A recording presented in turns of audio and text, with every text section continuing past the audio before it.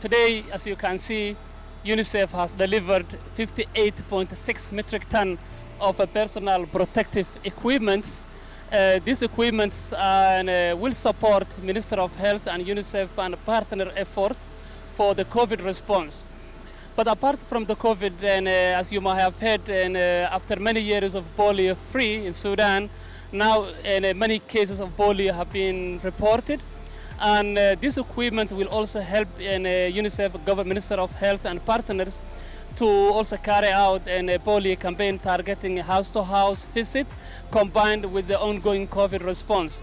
This essential equipment will provide badly needed support to the frontline health staff who will provide badly needed primary health care services for women and children in all over Sudan.